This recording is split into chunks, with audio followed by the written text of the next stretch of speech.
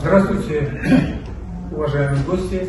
Мы начинаем сайт-ивент на тему политическое преследование в Туркменистане и Каракалпакстане. В нашем сайт-ивенте принимают участие Виталий Пономарев, правозащитник «Мемориал», Евгений Жовсис, правозащитник из Казахстана, и я, Амжуды Хаджи, член Туркменского Хельсинского фонда. Вначале я предоставлю слово Виталию Пономареву, который расскажет о политических преследованиях в Каракалпакстане. Спасибо.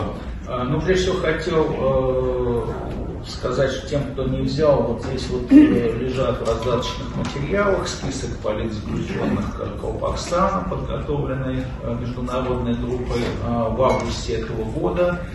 Конечно, он не является неполный, и некоторые случаи у нас еще на рассмотрении, мы по ним не приняли еще решение, включать их в список или нет, но тем не менее это очень полезный материал, там есть описание и персональных кейсов, и некоторая статистика.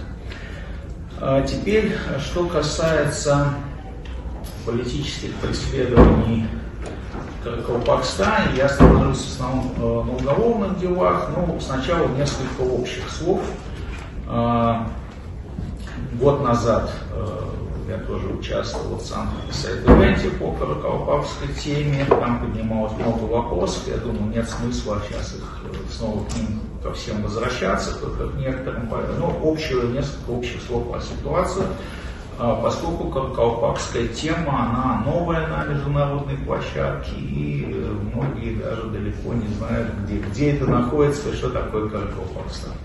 Согласно Конституциям и Узбекистана, и Республики Каракалпакстан, Республика Каракалпакстан – это суверенное государство в составе Узбекистана, которое имеет право на выход путем референдума. Это не маленький какой-то регион, территория Каракалпакстана составляет 40% от территории Узбекистана в целом. Часто о регионе пишут только как о зоне экологического бедствия, но там есть и вопрос, значит, там есть природные ресурсы, там есть вот проблема, связанная со статусом этого образования, которое особенно вот стало обсуждаемо и привлекает внимание на фоне быстрого роста национального сознания каракалпаков в последние 10-15 лет. Значит,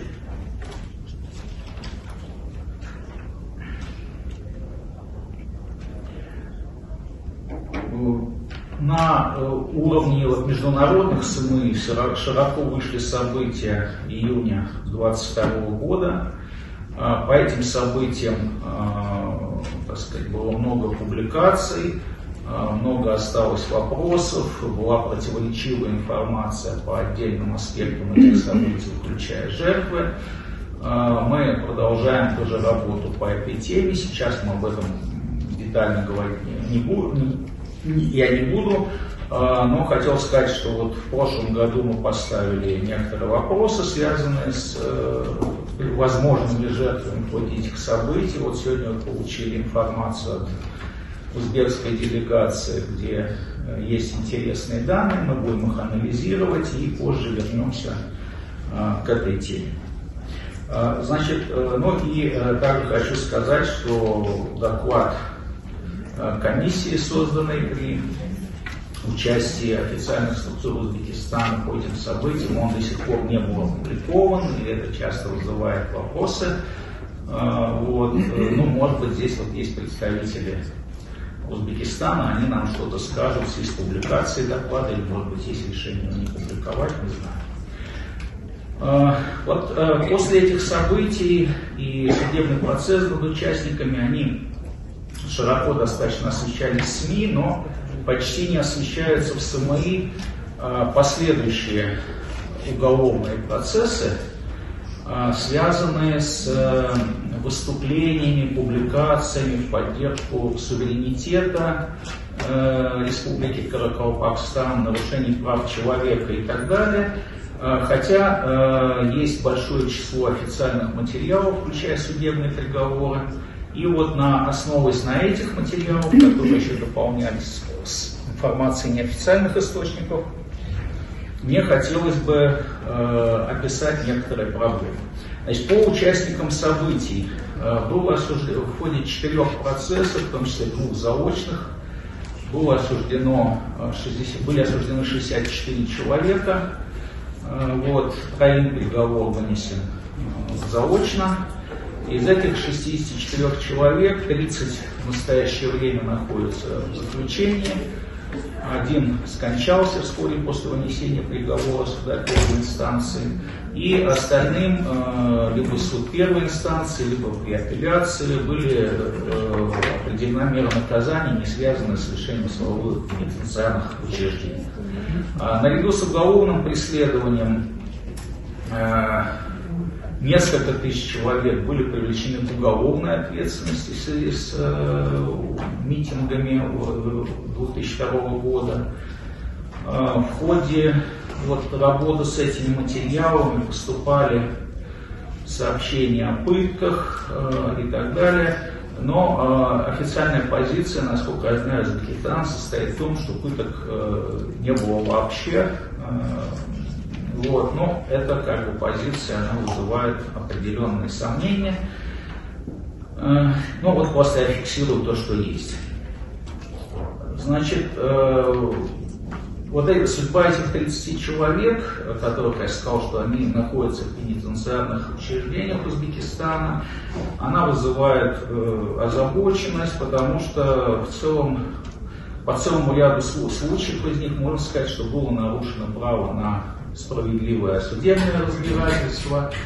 Существует расхождение между признанием их вины, когда их спрашивали, вы признаете вину? Да, я по всем пунктам признаю, многие из них отвечали, но потом, когда они давали показания в суде, эти материалы доступны и на видео, в документах, содержание ответов на конкретные вопросы и сами их показания в суде, они просто не соответствуют той квалификации обвинений, которые дал суд. Но это разбор этой темы, он занял бы большое время. Я сейчас просто констатирую, что с нашей точки зрения существует такая проблема. И признание вины в то время, по рассказам родственников осужденных, оно было часто связано с тем, что представители властей, прежде всего системы МВД, других некоторых ведомств, они говорили, что если вы признаете вину, будете каяться, то вам вынесут приговор, не связанный с лишением свободы. И люди, даже которые считали себя невиновными или не совсем виновными, не полностью по тем обвинениям, они готовы были легко сказать, что да, мы все признаем под эти обещания, но далеко не во всех случаях эти обещания были исполнены. Но это те события, те суды, которые более-менее известны, гораздо меньше известны те процессы, которые судебные, уголовные дела, которые начались позднее, то есть где-то с конца 2022 года, уже не связанные непосредственно с уличными волнениями, но в большинстве этих дел фигурирует обвинение в распространении сепаратистских идей, в посягательстве, в призывах к нарушению территориальной целостности Республики Узбекистан, это статья 159, часть 1, и в ряде случаев это еще дополнялось обвинением в оскорблении президента. В основном речь идет о материалах, которые распространялись через интернет. В ходе того изучения, которое мы проделали, начиная с 2020 года по 1 июля 2024 года выявлено 52 уголовных дела в отношении 72 человек, по которым был вынесен судебный приговор. Причем, если в 2022 году всего 6 таких дел было, то только за первую половину этого года 13 дел. Это дел, а подсудимых больше. И опять-таки, если до событий 2022 года значительную часть фигурантов таких дел составляли люди, которых обвиняли в распространении исламских различных материалов, то сейчас значительная часть составляет те, кого в официальной терминологии там называют распространителями идей сепаратизма.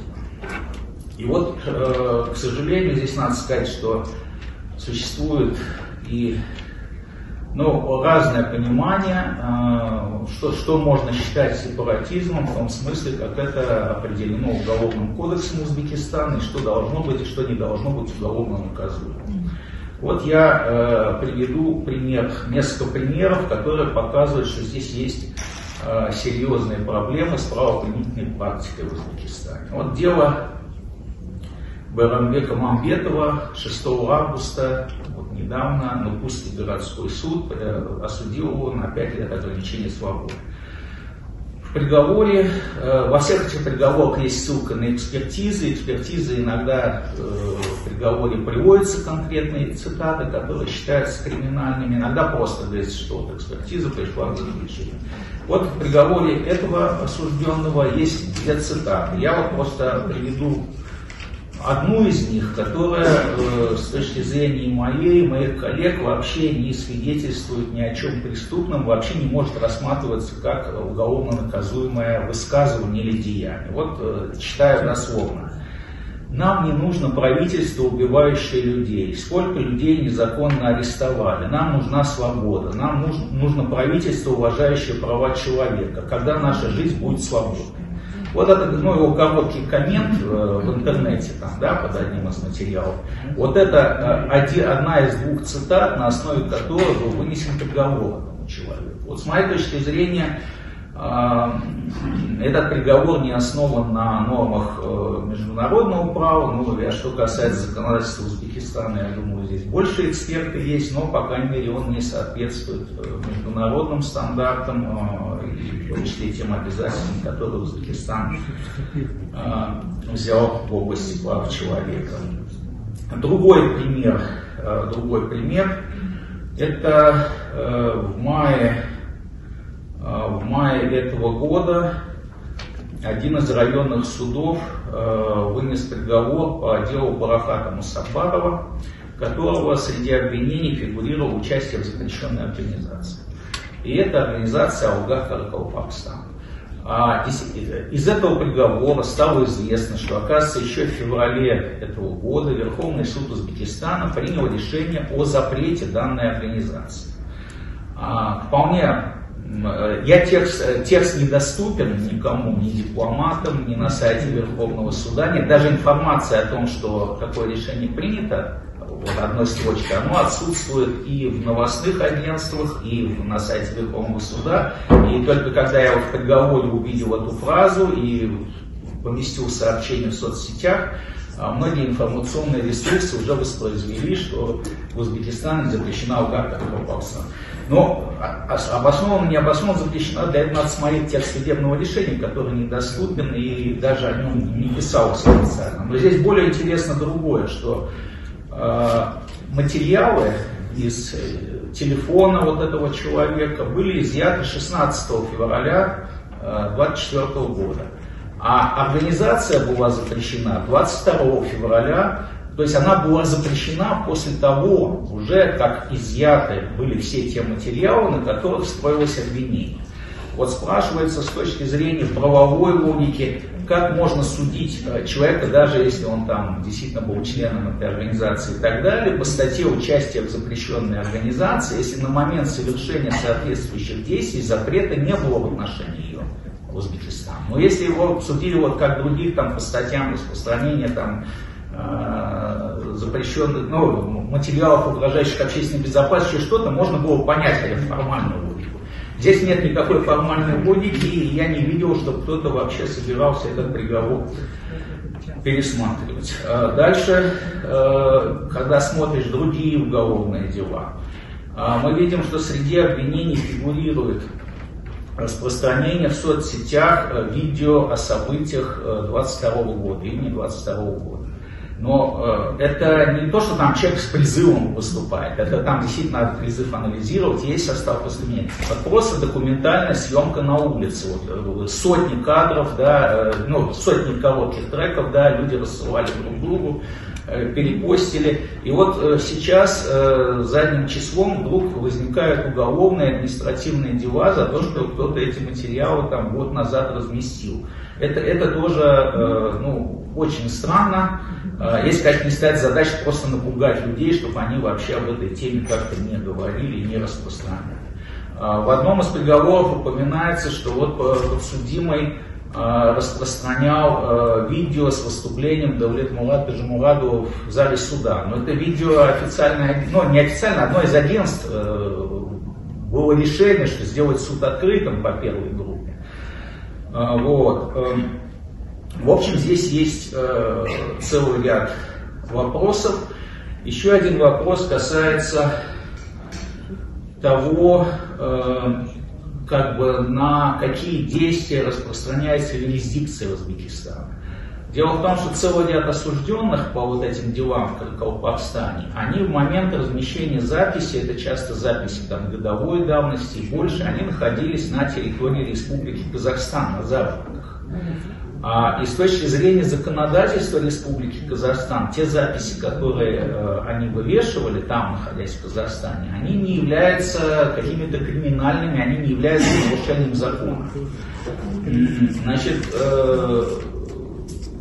можно ли считать, что вот человек, если действует в рамках правового поля Казахстана и что-то совершает, в каких случаях он должен подлежать ответственности по законам Узбекистана, в каких нет, это вот вопрос, который мы там за пару минут не обсудим, но я просто хотел привлечь внимание, что вот такие обвинения выдвигаются не в отношении того, что человек нарушил что-то, находясь на территории Узбекистана, а в отношении того, что его действия, которые по законам Казахстана являются законными и не противоречат, они в Узбекистане рассматриваются как преступные. Здесь возникает там своя правовая дилемма.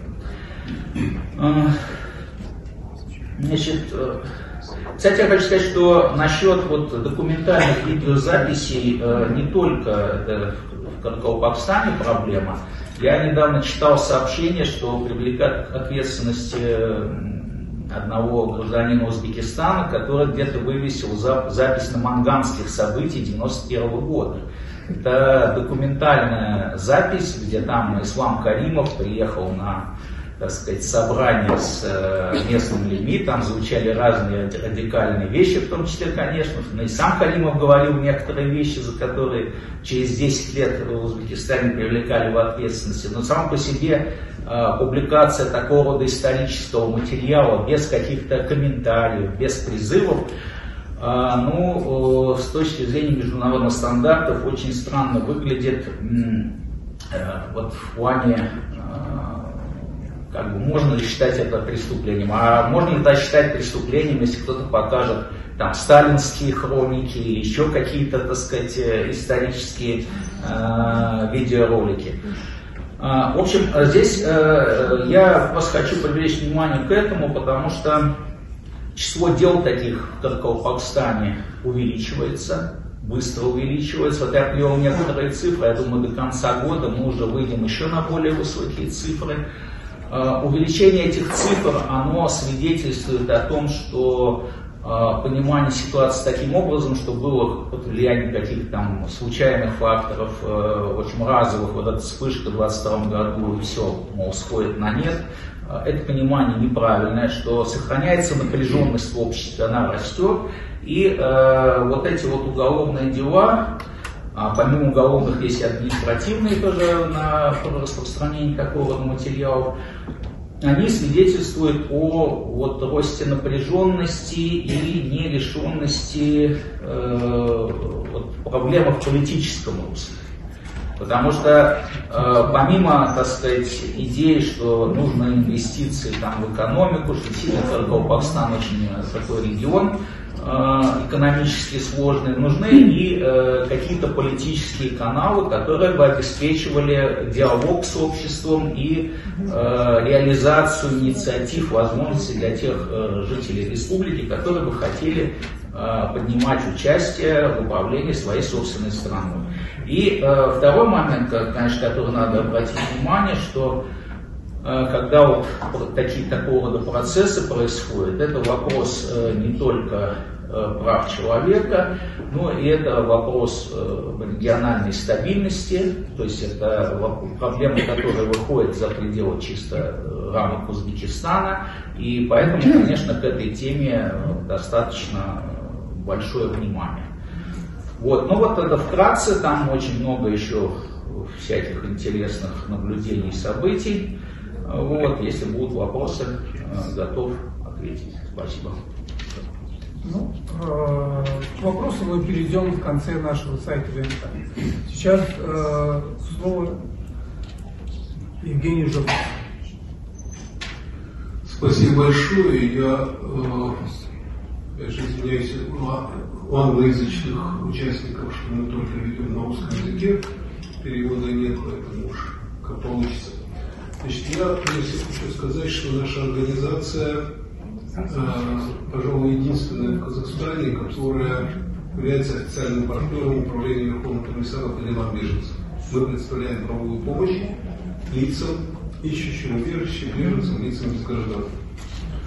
Любые события подобного рода, как были в Казахстане в 2022 году, или в Андижане еще раньше, или в Аше в Кыргызстане, они так или иначе приводят к тому, что на территории Казахстана, как государство, которое граничит с этими государствами, появляются лица, которые утверждают, что они жертвами политических преследований, или они бегут от вооруженного конфликта, или они бегут от каких-то событий, которые там происходили.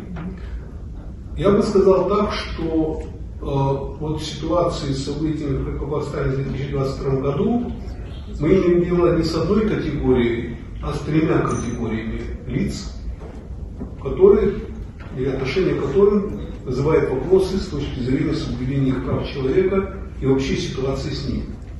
Первая категория — это те каракалпакские представители каракалпаков, которые бежали в Казахстан. Вторая группа — это те каракалпаки, которые проживали на территории Казахстана, но являются гражданами Узбекистана, имея вид на жительство в Казахстане и живя там достаточно долго. И третье — это те каракалпаки, которые живут на территории Казахстана и являются гражданами Казахстана. Вот есть три категории. Понятно, что наиболее такая защищенная ситуация у тех, кто является гражданами Казахстана. Казахстан своих граждан не выдает, даже если к ним существуют какие-то претензии по целому ряду, о чем уже говорил Виталий. Уголовных обвинений у нас нет таких статей или такой квалификации, нельзя предъявить какие-то претензии. И здесь у них ситуация более или менее такая защищенная. Значительно сложнее с теми каракалпаками, которые бежали или, так сказать, претендуют на статус ищущих убежища, и тех каракалпак, которые живут на территории Казахстана, не были даже в Каракалпакстане, когда были эти события, но оказались втянуты или оказались под уголовным преследованием по различным мотивам. Вот здесь возникает несколько моментов, которые высвечивают более глубокую проблему в этой ситуации, потому что по отношению к ним, и не только к ним, по отношению и к просто узбекам, кыргызам, или таджикам, или туркменам, которые оказываются в Казахстане, действуют два, если говорить, таких два поля или два пространства. Одно политическое, второе правовое. И у каждого из этих пространств есть свои проблемы. Политически понятно, что государства, бывшие государства Советского Союза, их взаимоотношения, нежелание портить, оно создает определенное такое напряжение, когда граждане другого государства оказываются на территории этого государства. И тем более, когда то государство, откуда они родом, начинает к ним предъявлять претензии. То есть возникает такая политическая сложная ситуация, когда давать убежище вроде бы нельзя, потому что политически это как-то подорвет, как сейчас с российскими гражданами, которые через южную границу России попадают на территорию Казахстана. Но с другой стороны, есть некоторые международные обязательства по невыдаче людей, если предполагается, что могут угрожать пытки. Я сейчас не берусь оценивать объективные обстоятельства каждой из стран, я просто говорю то, что может явиться основанием для предоставления такого статуса беженцев. Вот. И политически возникает сложная, непростая такая ситуация, где переговоры ведутся в политическом ключе, так сказать, минуя его правовую составляющую. С другой стороны, есть правовая составляющая, которая тоже очень непроста. Потому что у этой правовой составляющей есть региональный контекст и есть международный контекст. Международный контекст, всем известная конвенция о статусе беженцев, которую подписали все государства региона или Польша Советского Союза. Она предполагает жесткое следование, как конвенция против пыток, принципу невысылки. Принципу невысылки, когда речь может идти о том, что лицо, чьей экстрадиции требуют, если против него или нее возбудили уголовное дело, ему может угрожать, во-первых, его преследование может иметь политически мотивированный характер, ему могут угрожать пытки, или ему может угрожать, или вернее ему не может быть обеспечен справедливый судебный процесс. Вот эти основания являются четкими основаниями для того, чтобы человеку присваивать статус беженца и его не выдавать. С другой стороны, есть так называемые двусторонние соглашения. Есть та же самая Минская и Кишиневская конвенция о выдаче, есть двусторонние договоры о выдаче, и они как бы составляют определенную четкую такую правовую базу для каких-то решений в рамках двусторонних отношений между государствами. Более того, все государства находятся, я бы так назвал, в общей правовой системе с точки зрения объявления лиц в розыск. Эти объявления лиц в розыск попадают на границу, попадают в соответствующие пограничные структуры и создают проблемы для этих людей, в том числе для передвижения и так далее. То есть начинается, люди попадают в некую правовую орбиту. В этой правовой орбите к правовым вопросам добавляются политические, возвращаясь к тому, с чего начал. То есть мы, с одной стороны, политически давать убежище, обострять наши отношения с соседним государством не хотим. С другой стороны, в правом смысле выдавать тоже как бы не очень, потому что нарушаешь свои международные обязательства. В результате ситуация, да, и теперь. Дальше начинаются развилка. Я постараюсь, так сказать, такой логической цепочкой дойти до конца того, что хотел сказать. Дальше возникает такая развилка. Есть случаи, когда человека обвиняют в совершении преступлений, которые, так сказать, представляют собой основание привлечения к уголовной ответственности, в Казахстане тоже. Понятно. Иногда привлекают к, так сказать, к уголовной ответственности за совершение преступлений, в Казахстане не, так сказать, является основанием привлечения к уголовной ответственности. Особенно это хорошо видно по россиянам, где есть фейки об армии, которые в Казахстане, соответственно, не выводят. И здесь ситуация достаточно проста. Даже если человека по этому запросу начинают привлекать к уголовной ответственности, то, соответственно, казахстанская прокуратура сразу же применяет эту норму, что здесь это не является уголовно наказуемым деянием, соответственно, как бы нет оснований человека задерживать. Другой вопрос, когда это речь идет о тех преступлениях, которые и в Казахстане считаются преступлением. Одно из них, о чем здесь уже говорилось, это вот принадлежность запрещенной экстремизмом и терроризмом организации. Я бы хотел здесь обратить, я специально на это хочу немножко заострить внимание с точки зрения международных стандартов, как международный эксперт в области прав человека, что вообще вот эта статья, не только, так сказать, применяя в Узбекистане и в Казахстане, она, мягко говоря, интерпретируется не в полном соответствии с международными стандартами. Дело в том, что международные стандарты, и прежде всего, они подтверждены рядом решений Европейского суда по правам человека и рядом соображений Комитета ООН по правам человека, они говорят очень четкую вещь, что сама по себе формальная принадлежность к экстремистской или террористической организации, во-первых, экстремизм это не принятое в международном праве понятие, в международном праве принято понятие с квалифицирующим принципом насильственный экстремизм, который ведет к терроризму, не сам по себе, а еще и ведет к терроризму. Но Но, что еще более важно, что сама по себе формальная принадлежность не может являться основанием для привлечения к уголовной ответственности, а уголовной ответственности может привлечь только четкие индивидуальные действия данного лица, представляющие собой насильственный экстремизм или терроризм. То есть сам по себе подтвердить, что этот человек в таком-то посте там, поддержал какое-нибудь движение Пакистана или еще что-то такое, ничего не означает. Для того, чтобы что-то предъявлять человеку, нужны его собственные действия, которые имеют состав какого-то другого насильственного преступления или террористического акта и так далее. Поэтому само по себе появление вот этой статьи или обвинений по этой статье без оценки в соответствии с международными стандартами уже является весьма, так сказать, весьма спорным с точки зрения норм международного права. Но теперь даже представим себе, что человек обвиняется в каких-то таких преступлениях, которые по казахстанскому законодательству являются преступлениями, но дальше идут, то, что знают все, кто занимается убежищем, статусом убежищем, есть так называемая объективная и субъективная сторона убежища. Объективная — это положение в конкретной стране по отношению к этой группе, будь то национальная группа, будь то политическая группа, положение в этой стране с пытками, положение в этой стране с справедливым процессом, положение в этой стране с точки зрения возможных преследований по политическим мотивам. И вторая — это субъективная сторона, это этот конкретный человек, его принадлежность к этой группе или какие-то доказательства, что он именно индивидуально преследуется по таким-то мотивам или в каких-то обстоятельствах. Я в это вдаваться не буду, это вопросы, связанные с Узбекистаном, это вопрос, как оценивает это управление Верховного по делам беженцев. Я говорю, что происходит внутри Казахстана. А внутри Казахстана возникает такая ситуация, что Казахстан по политическим соображениям убежище представить не очень хочет, хотя основания для этого могут быть.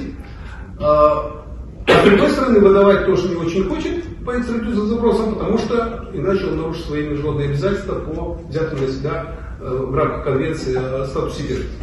Кстати, эти люди, причем обеих категорий, то есть категории тех, кто является гражданами, так сказать, бежавшими из Узбекистана, попавшими на территорию Казахстана, и те, кто являются гражданами Узбекистана, но проживающими, имеющими постоянное вид на жительство в Казахстане, они окажутся в таком очень интересном положении, используя нормы казахстанского законодательства, вернее, следуя нормам казахстанского законодательства, которые касаются так называемого экстрадиционного запроса. То есть они попадают под то, что мы называем экстрадиционный арест. Политически это всех удовлетворяет, прямо так скажем.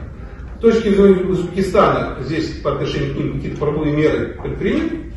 По отношению к Казахстану это позволяет в течение года никого никуда не выдавать и не решать никаких вопросов об экстрадиции. И все относительно довольны, кроме самих задержанных. Потому что они оказываются в ситуации, в которой они без всякого приговора и без ничего находятся в заключении в следственном изоляторе на протяжении года. То есть год они уже, извините за это слово, за терминологическое, они уже отсиживают. Они уже год получили уже. Дальше начинается ситуация опять политика, то есть с правовой точки зрения, понятно, что их права нарушаются. Дальше начинается такая процедура поиска третьей страны. То есть если Казахстан не дает убежище, а год человек отсидел, что-то с ним дальше надо делать, если мы его не экстрадируем, слава богу, так сказать, пока, потому что нет для этого достаточных оснований, или есть основания полагать, что он соответствует характеристикам лица, ищущего убежище, но убежище ему не дают. Дальше начинается процедура, так сказать, перемещения в третью страну. Спасибо ряду государств, включая Германию, Францию, Соединенные Штаты Америки и другие государства, которые в этом процессе помогают. Но, по большому счету, это не решение проблемы по существу. То есть это идет такое, знаете, такое щадящее в политическом смысле и весьма сомнительное с правовой точки зрения решение, которое позволяет как-то эту ситуацию, извините, опять же, за сленг разрулить. Она разруливается, но люди, как тот же самый Талгат Муратбаев и другие, они сидят в следственном изоляторе, они ждут этого решения переселения, relocation. Они, значит, в отношении них никаких, так сказать, конкретных расследований вести достаточно трудно, то есть крутится все в рамках двух процедур. значит, экстрадиции и поиска убежища. Одна гуманитарная, другая такая уголовно-правовая. Я подведу следующий итог этому моменту, что я сейчас не берусь оценивать обоснованность уголовно-правовых претензий к этим людям в Узбекистане. Хотя, опять же, вот с точки зрения того же Казбека Муратбаева, у меня очень большие сомнения. Этот человек никогда не был в Узбекистане, и мне трудно в его каких-то постах и так далее видеть какой-то насильственный компонент. Этот человек выражал свою точку зрения, с его точки зрения о несправедливости того, что там происходит, он распространял информацию о происходящих там событиях. Вот. Но дело даже не в этом. Я это не оцениваю и в это не вхожу. Я смотрю на проблему, которая существует вот в этом соотношении политического с правовым в отношении этих людей. Как это урегулировать с точки зрения прав человека, как обеспечить, согласно презумпции невиновности, этим людям, пока и согласно, так сказать, Конвенции беженцев, надлежащее правовое положение и надлежащее правовое отношение, вот этот вопрос, который стоит во многих случаях.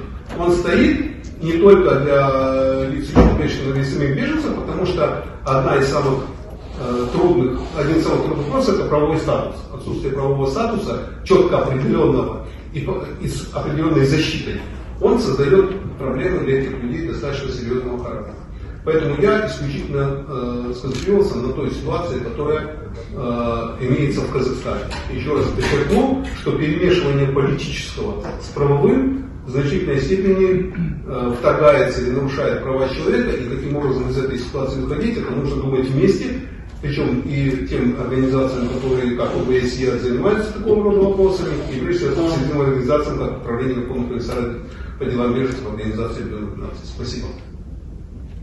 Спасибо, Евгений. Виталий, маленькая. Да. Три коротких буквально поправки. Ну, не поправки, дополнения. Одно я хотел сказать, что вот, я там перечислял вот эти судебные дела, где в каждом деле какие-то свои дефекты, но есть общая проблема этих дел. Они строятся на основе той модели антиэкстремистского законодательства, которую в последние годы жизни Ислама Каримова Узбекистан заимствовал из России. Я не буду перечислять дефекты этой модели, но они перечислены было заключение Венецианской комиссии по российскому антиэкстремистскому законодательству, были решения СПЧ вот по некоторым аспектам. Фактически там непропорционально высокая роль экспертизы официальной, да, которую фактически в рамках даже судебного разбирательства невозможно оспорить. То есть, по сути, судья просто опирается на вывод эксперта, хотя на выводы гуманитарной экспертизы, которые часто вызывают вопрос. И два других момента вот связаны с Казахстаном. Вот те соглашения, которые Евгений упомянул, там Кишиневская, Минская конвенция, они предусматривают возможность, если невозможно выдача, например, человек является гражданином Казахстана, но там ведет какую-то там пропаганду радикальную, да, то каким-то другим статус беженца имеет, предусмотрена возможность допросов в рамках вот специальных запросов, да, в Казахстан. Но почему-то даже в тех случаях, когда заочно разбирались дела в отношении каракалпакских активистов в Узбекистане, судебные решения выносились, ни в одном случае не направлялись соответствующие запросы в Казахстан, не снимались как бы показания этих людей, да, и когда проходили заочные процессы, сами подсудимые не уведомлялись об этих процессах, и их адвокаты, которые их якобы представляли на этих процессах внутри Каракалпакстана, даже не связывались со своими подопечными, хотя они не где-то там в розыске, они жили по адресам регистрации, они являлись там по вызову казахстанских правоохранительных органов.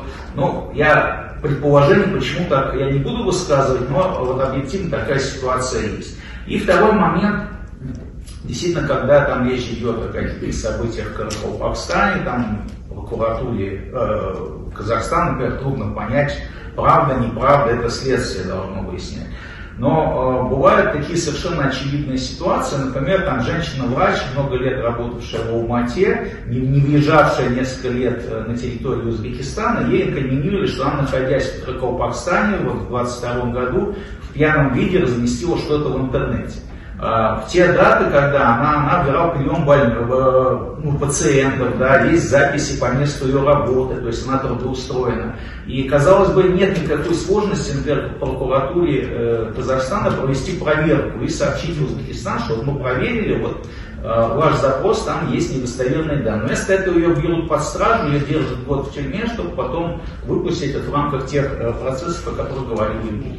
В общем, здесь есть масса вот таких неурегулированных ситуаций. К сожалению, у нас время ограничено, да, обо всех не расскажешь. Спасибо. Спасибо, Виталий.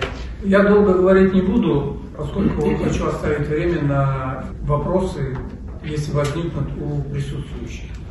Но более жестокого режима, чем туркменский, в настоящий момент, наверное, нету на постсоветском пространстве. Политическое преследование в Туркменистане начались с самого начала туркменской независимости, когда первый президент Мурат Ниязов стал принимать драконовские законы. Но первое, что он сделал, это, конечно, подчинил себе всю судебную систему. Назначение судей оказалось роковым фактором в судьбе политических деятелей. Мы знаем, что в 1994 году некоторые туркменские граждане, такие как Хошары Раев и Аймурадов, были обвинены в попытке переворота. Хотя никто это не смог доказать. Не было этому доказательства. Их осудили на длительные сроки. Затем была Ашхабадская демонстрация 1995 года, когда тоже молодые ребята вышли на демонстрацию с требованием решения социальных проблем, однако им, как бы говоря, стали обвинять их в политических требованиях. Многие из этих ребят были избиты, некоторых пытали, и 8 человек из этих ребят, наиболее активных, были осуждены на длительные сроки. Политическое преследование было не только активистов или каких-то групп лиц, но и журналистов, писателей. Особо громкий резонанс возник, когда в ноябре 2002 года группа во главе с бывшим министром иностранных дел Борисом Шахмурадовым была обвинена в террористическом акте Сапармурада Ниязова. Тогда мир узнал, что каким образом и каким путем туркменские спецслужбы фабрикуют уголовные дела. Мир также узнал о том, что как проходило судебное заседание. Многих оппозиционеров, которые были привлечены к уголовной ответственности, были просто избиты, показания с них брали путем насилия и заставляли оговаривать самих себя. Новый всплеск, мы знаем, что пришла новая власть в лице Гурбангулы Бердымухамедова. Вначале были какие-то действия, которые режим пошел на ослабление и на какие-то мелкие реформы. Но COVID-19, который случился в 2020 году, когда власти решили закрыть границы и сотни тысяч туркмен оказались отрезанными от родины, оказавшись в западне в других государствах, дало повод для всплеска новой волны протестного движения. Ну, естественно, туркменскому режиму это не понравилось, и они начали осуществлять свою, как бы говоря, кампанию по нейтрализации тех активистов, которые активно выступали против нынешнего режима.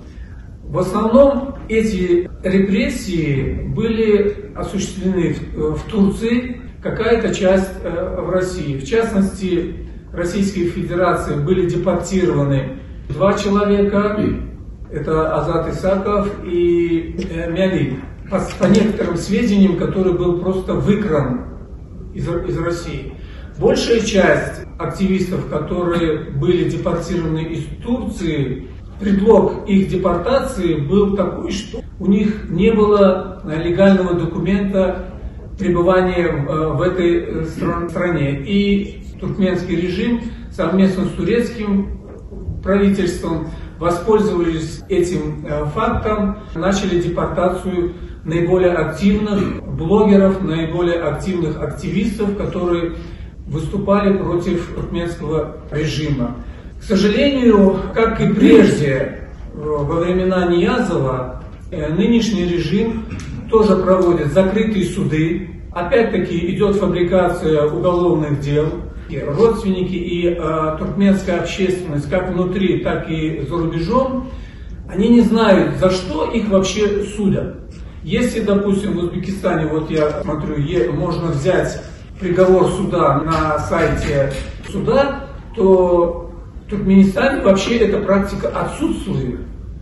И многие политические активисты, журналисты просто-напросто пропадают, получив огромные сроки, подразумеваю, от 15 почти до 25 лет, просто пропадают в туркменских тюрьмах. Никто, например, не знает, где находится тот же Борис Шихмурадов или Батыр Бердыев, также бывший министр иностранных дел и посол Туркменистана при ОБСЕ. Судьба их сподвижников тоже неизвестна. Компания «Покажите их живыми», которая проходила несколько лет, пыталась через различные международные организации все-таки узнать о их судьбе, но, к сожалению, вопросы, которые задавала эта компания, остались без ответов. Вот так коротко. Значит, если у кого-то есть вопросы к Талию и Евгению, или ко мне лично, пожалуйста, можете задавать. Но одна просьба, значит, есть кодекс поведения, прошу соблюдать вот этот кодекс. Спасибо. Пожалуйста. Здравствуйте. Прошу представляться. Шароф Азизов, международный правосудие для всех, Женева, Швейцария. Спасибо большое за вашу презентацию, было очень содержательно, очень интересно. Я просто хотел бы отметить, что действительно наша организация очень много работает на полях ООН, и мы очень сильно озабочены тем уровнем злоупотреблений со стороны государственных служб безопасности в использовании законодательств о безопасности государств, в том числе и борьбе с терроризмом и так далее, для того, чтобы решать свои насущные жизненные, так сказать, государственные цели. Да? И вот в этой связи я бы хотел обратить внимание на то, что вот в январе 2020 года здание Конгресса было оккупировано со стороны сторонников Трампа, и на тот момент маргинальный элемент, маргинальный, так сказать, бывший президент уже Трамп, вместе с 1400 другими людьми был обвинен в том, что он и в том, что они, значит, продвигали вопросы внутреннего терроризма. В Соединенных Штатах даже было создано Министерство юстиции, Департамент юстиции, так называемое бюро по борьбе с внутренним терроризмом. Да? И вот в связи с этим я хотел узнать у господина Пономарева, как вы считаете, говоря о том, что Узбекистан принял модель России, было бы, может быть, более уместно со стороны Узбекистана переменять модель Соединенных Штатов Америки, то, как они поступили в отношении этих 1400 человек и осудили 900 человек в итоге. Либо, с другой стороны, если посмотреть на этот вопрос, вот действительно Трамп был маргинальный на тот момент, да, и, возможно, те политические деятели, которые используют такое большое количество населения, людей, в своих политических целях, возможно, необходимо какие-то предпринять мероприятия или меры для того, чтобы вот подобных злоупотреблений со стороны политиков, возможно, не происходило, чтобы люди, которые подпадают потом под уголовную ответственность, в том числе и в Казахстане в январе 22 года и в июле 22 года в Узбекистане, Карабахстане, да, может быть, вот, чтобы подобных вещей не происходило. То есть всегда страдают простые люди, а политикам, извините меня, вот Трамп сейчас опять баллотируется президентом. Спасибо большое. Ну, очень коротко, вот, обсуждать американскую ситуацию, я думаю, у нас сейчас просто время не позволит, и я тоже не специалист по законодательству Соединенных Штатов. Я входил в рабочую группу при уполномоченном управляющем Российской Федерации по реформированию антиэкстремистского законодательства. Там, к сожалению, вот она работала почти до начала событий, связанных с Украиной. Потом ее работа была заморожена, мы там анализировали и немецкое законодательство, и там французское и так далее. И там был целый ряд конкретных предложений, и самая как бы одна вещь простая, что да, хорошо, какое-то сообщество запрещено в стране, да, но для того, чтобы осудить этого человека по уголовной статье, члена этого сообщества, самого участия недостаточно, нужно его причастность. То есть, если, например, какая-то организация запрещена как террористическая, надо доказать в рамках конкретного уголовного процесса, что человек был реально причастен к терактам или пропаганде терроризма или что-то еще. А вот эта российская модель, она предполагает, что просто по формальным основаниям, если есть там показания или другая информация, что человек член там запрещенной организации, там тоже вопрос, кого считать членом, кого просто там где-то не очень членом, скажем так, неформально, не являющийся очень. Вот, его можно посадить сейчас уже там до 20 лет можно лишить свободы. Вот, но, к сожалению, те там, и по делам об экстремизме, о высказываниях тоже есть большие проблемы с экспертизой. Здесь, естественно, просто нет возможности это рассказывать, но вот, к сожалению, вот жалко, что Узбекистан эту модель использовал некритичным образом. Ну, кстати, не только Узбекистан, некоторые страны Центральной Азии тоже ее взяли за основу. Спасибо. Может быть, у узбекской делегации будут какие-то вопросы? Вот еще руку подняли. Что меня? Пожалуйста. Да, и вот здесь еще. Здравствуйте. Меня зовут Роман. Вы довольно большой акцент в своих выступлениях сделали на транснациональном характере преследования. И мне раньше приходилось работать с историями преследования белорусов в России. И я бы тут хотел задать два вопроса в этой связи. Первый, вот упоминалась Минская и Кишиневская конвенции, и они, помимо всего прочего, позволяют передавать дело на расследование. И в этой связи первый мой вопрос, можно ли, известна ли вам такая практика, когда там дела из Туркменистана или Узбекистана передавались на расследование, там, например, в Казахстан? И проводилось ли какое-то реальное эффективное расследование?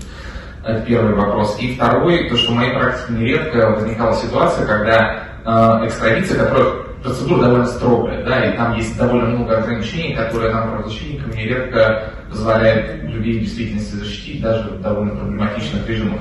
Но нередко эта процедура потом подменяется попыткой выдворения или депортации. То есть, когда находится какой-нибудь или просто фабрикуется какое-нибудь правонарушение, там, миграционное нарушение или еще что-то, или просто там решение дискреционного органа внутренних дел о запрете на въезд и принудительном выдворении, и потом человека выводят. И есть ли такая практика? И просто один маленький комментарий к последнему моему вопросу. Мне просто, если честно, вот мой опыт говорит, что кажется, что вот в международном праве, вот, честно, у нас есть какая-то существенная лакуна, когда, с одной стороны, мы говорим, что государство вот, там устанавливает ограничения для экстрадиции, вот, но при этом, если мы откажем в экстрадиции, мы потом этого человека можем выдворить в ту же самую страну. И кажется, что должно быть какое-то универсальное право, дающее тебе возможность выбрать страну, в которую тебя нужно депортировать. Спасибо. Евгений, пожалуйста. Быстро краткий вопрос. По Казахстану мне сказать сейчас нужно навскидку. но мне знакомы такие передачи конвенции в Россию по делу Казахстана. И там проводилось расследование по этому делу. И, кстати, что интересно, и там проходил судебный процесс, что интересно, что присяжных оправдал этого человека в России. В результате мы оказались в очень своеобразной ситуации, когда исполнитель был оправдан, а заказчик был в Казахстане осужден. То есть у нас получилось такое странное заказное убийство при отсутствии исполнителя. Вот. Это очень такой интересный случай, но он мне очень хорошо знаком. Что касается вашего вопроса, абсолютно правы, я даже усилил ваш вопрос, что даже помимо того, что используется такая технология взаимной экстрадиции, выдворения или депортации по каким-то надуманным причинам, есть еще и похищение. Просто даже этим не заморачиваться, чтобы сильно два раза вставать. То есть просто человека, как был у нас последний случай с россиянином, которого просто похитили, перевезли на территорию, которая находится под юрисдикцией России, потом просто перевезли в Россию, там усадили. То есть это тут международное право с точки зрения защитительных функций работает достаточно плохо. Вот так же, как, впрочем, в значительной степени все международное право области прав человека, оно, так сказать, оно в значительной степени политизировано или политически накрывается. И дальше очень трудно оперировать право, потому что видишь, как политическими решениями право переворачивается и перестает действовать. Происходит быть регулятором, к сожалению. Сейчас, пожалуйста. Буквально одну фразу хотел уточнить, что в отношениях между Казахстаном и Узбекистаном сейчас Кишиневская конвенция действует. Минск уже отошла в прошлое, хотя тем не менее пресс-службы, там МВД и так далее часто для прессы делают заявления, упоминая Минскую конвенцию, но она уже как бы заменена Кишиневской. Пожалуйста, только коротко. На полчаса. Доктор Валерий Грицук, гражданин Беларуси. Вопрос один, да, Пономарева. Есть ли случаи, которые вы знаете, пыток каракопостанцев в тюрьмах в отделениях милиции? И второй вопрос относительно граждан Туркменистана. Мне известно, но я не нашел подтверждения. Микрофон можно говорить, мы не слышим. Sorry. Доктор Валерий Грицук, гражданин Беларуси. Первый вопрос к Пономареву. Есть ли случаи у них, что в тюрьмах Узбекистана пытают граждан Каракопакстана, ну и в отделениях милиции, соответственно. Второй вопрос относительно граждан Туркменистана.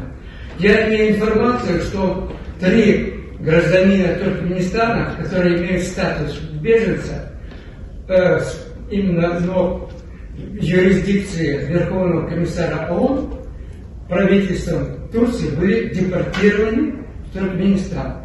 Ну и тут звучало определение экстремизма и так далее. Так вот я приведу случай, что такое экстремизм в Беларуси.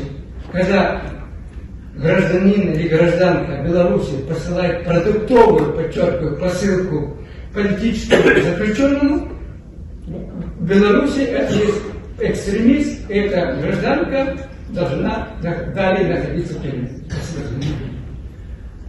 Так, ну на первый вопрос, значит, на первый вопрос я просто хочу сказать, что да, были сообщения вот, о том, что и административно задержанных, особенно вот в течение нескольких месяцев после событий 2022 года, и некоторых, так сказать, обвиняемых по уголовным делам, что они подвергались пыткам.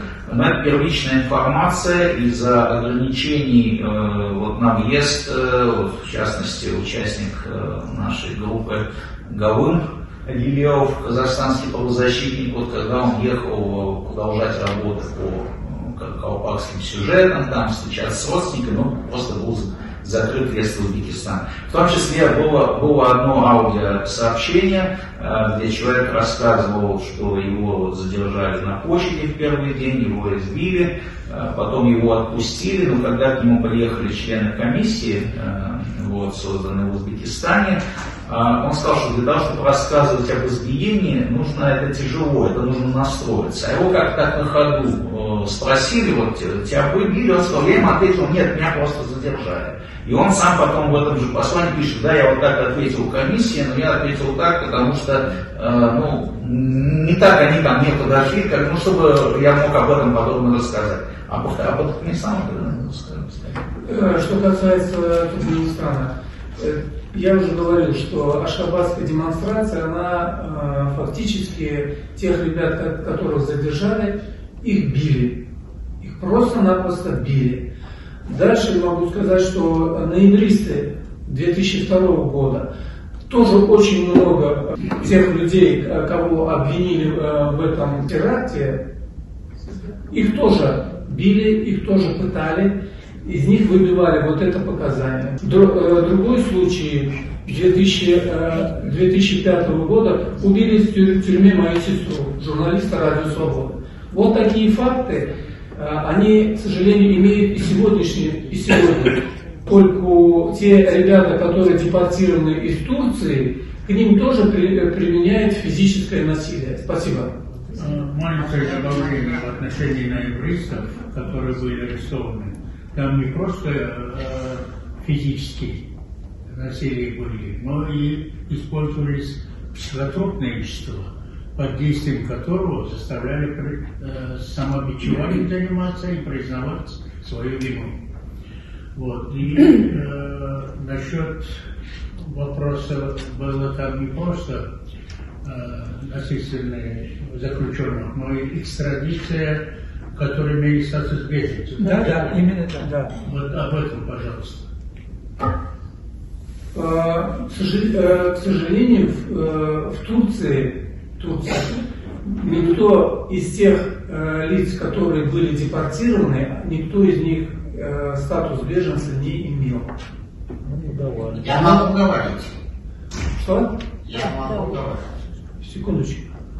К сожалению, речь шла о том, что нет статус беженца полученный не правительством Турции, а статус беженца получен непосредственно от Верховного комиссара ООН.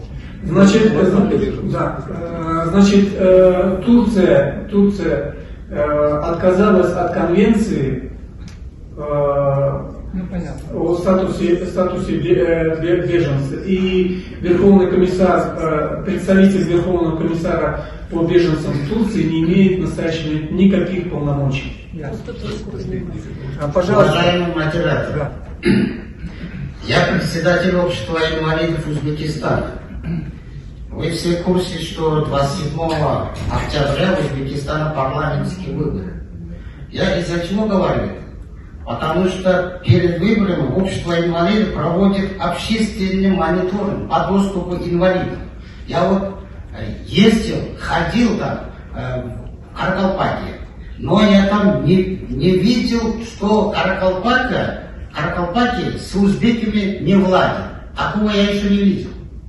А все живут в тесном, дружном отношении. Никакой там войны, никакой там это нету. Теперь, вы упомянули про инвестиции.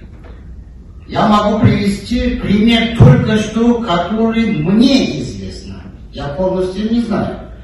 А который мне известно, вот последние 5 лет для развития республики Каракалпакстан выделено 17 триллионов сумм, а из бюджета 3 миллиона сумм. А еще из международного финансовой организации 444 миллиона долларов выделено.